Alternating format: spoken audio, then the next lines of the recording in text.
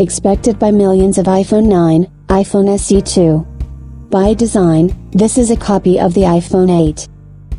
The iPhone 9 smartphone, also called the iPhone SE 2, is one of the most anticipated new products in the first half of 2020. However, despite numerous leaks and rumors, we still do not know much about him.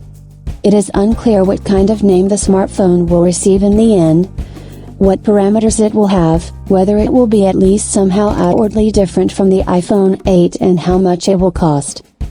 There is different data regarding each of these points, so it is not clear which of them are correct. But now we have the opportunity to look at another live photo of this device.